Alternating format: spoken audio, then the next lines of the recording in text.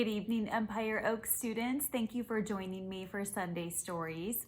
So for the whole month of March, we have been focusing on books about focus and self-control and things like that. And so tonight we are going to kind of expand that thought into growth mindset. And at school, we talk about having a growth mindset versus a fixed mindset. And a growth mindset is one that is much like an elastic rubber band, and it can grow as we learn. And so tonight's story is a great book that kind of explains all of that to us. It's called Your Fantastic Elastic Brain. Stretch It, Shape It. And this is by Dr. Joanne Deek. Okay, Your Fantastic Elastic Brain. Okay. There's a lot of text in this book, so you're gonna have to hang with me. Even at the beginning here, there's little pictures and word bubbles. There's a lot of text and a lot of really juicy information in this book. Okay. What does your brain really do? Does it fill the space between your ears? Well, yes, but your brain can do so much more. Look at the bird yelling, "Hello in there." And the little mouse says, "All I see is pink stuff."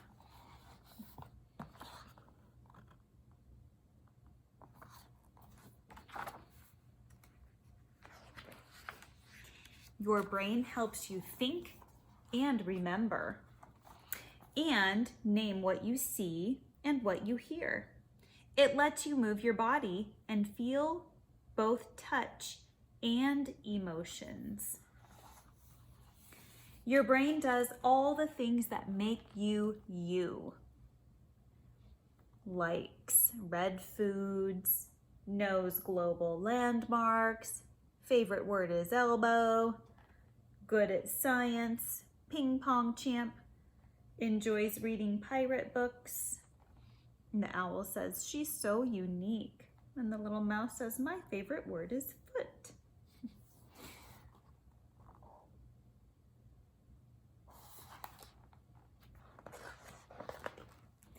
So what is your brain? Is it a muscle? No, the brain is an organ in your body. It's made up of cells and tissue. This one right here says, "Greetings, Earthlings. Welcome to planet Oregon." The brain controls everything you do, everything you think, everything you feel, even everything you dream. Owl says, "Hey, I had that same dream."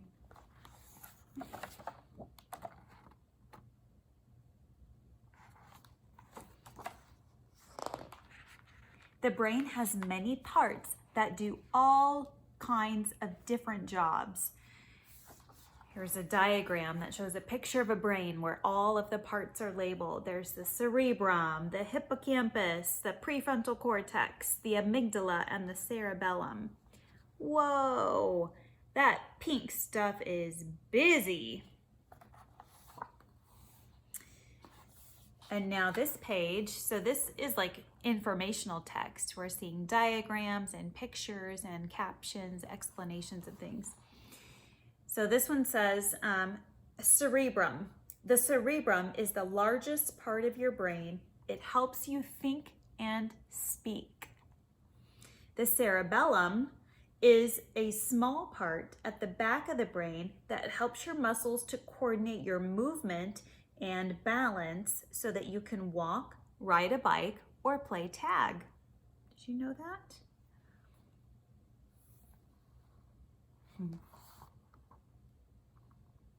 See both of those pages? The prefrontal cortex is the part of your brain behind your forehead. It lets you make plans and decisions. The hippocampus is at the center of your brain. It works like a file cabinet to help you store and find memories. The amygdala is a tightly packed group of cells deep within the center of the brain that controls your emotions. See all of these different emotions up here: excited, angry, embarrassed, frightened, sad, happy. And then down here it talks about neurons. Neurons are everywhere in your brain. They're tiny brain cells that make electrical signals to send messages to other cells in your body, telling them what to do.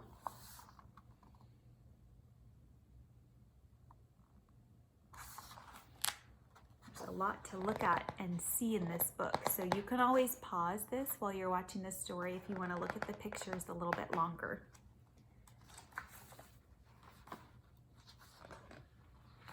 When you were born, you were very little. Your brain was small and not so strong. As you get older, your body grows and gets stronger. As part of your body, your brain grows and learns to do new things. And you can make your brain do even more. Your brain grows very fast during the first 10 years of your life. This is the magic decade when you can help your brain grow faster and be more powerful.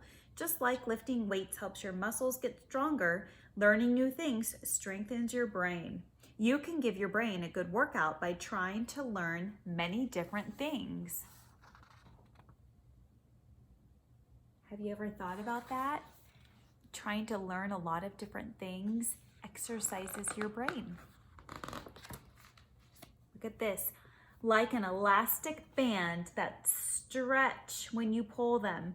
Even things that are hard at first, or that you don't like to do, or that you don't do very well, get easier when you keep trying. And you've probably experienced that. Think about the first time you played soccer. You probably couldn't kick the ball or make many goals.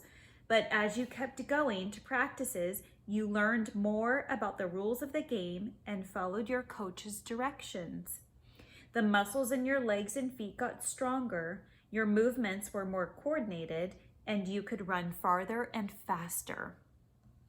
Learning more and practicing what you learned let you play better and have more fun. Practice really does make perfect, or at least much better.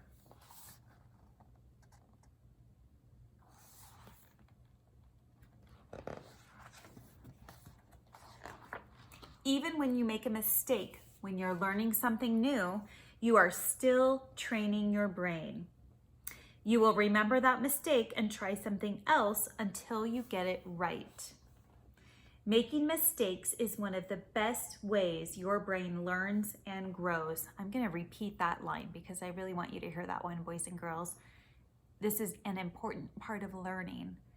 Making mistakes is one of the best ways your brain learns and grows.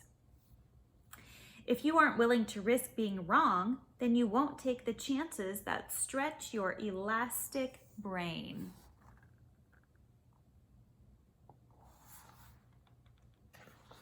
You can stretch the part of your brain that controls your feelings too. If you're frightened about taking a risk like learning to swim, finding the courage to put your face in the water stretches your amygdala. It will remind you that you overcame your fear, so you will be braver the next time something scares you, like diving into the water.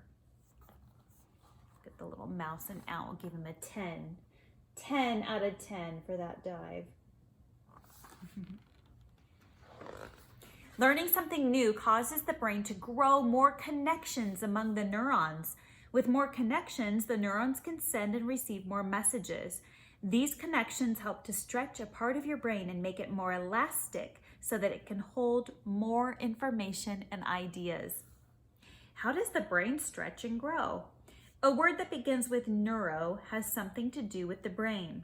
A sculptor molds, shapes, or carves things out of clay or wood or stone. So you shape your brain when you make it bigger by adding new things you know and can do. You are a neurosculptor. How did you do that? Neurons, my feathered friend.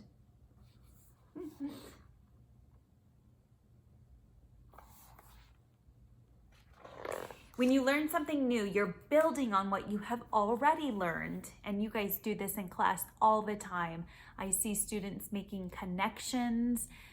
When you're learning something new, you're constantly connecting it to something you've already learned.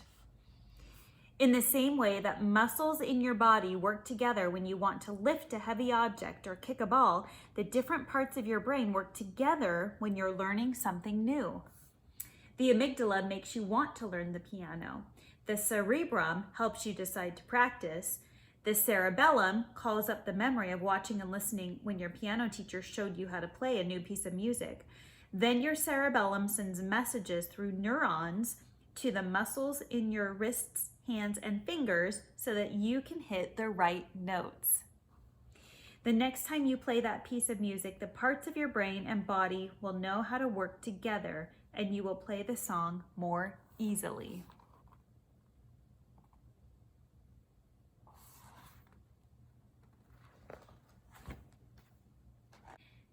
The brain that makes you you is really an amazing organ.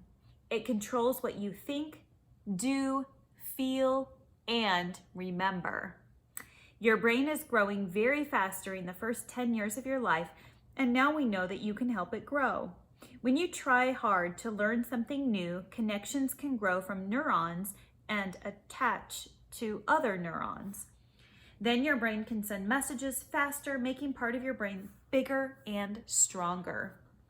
Making mistakes really helps you learn because your brain keeps trying new things and stretching until you figure out the answer to your problem. You are shaping a more elastic brain when you learn new things that build on what you already know. Okay, so those 2 pages are almost like a summary. I know a lot of you do summary writing in your classes. That's like a summary of the entire book right there. The more you learn and think about different kinds of things, the more you can learn, know, and enjoy. The harder you try without giving up, the more you will learn. You really can train your brain to be fit and strong and to keep stretching and growing throughout your whole life. All right, boys and girls, isn't that fascinating and exciting stuff?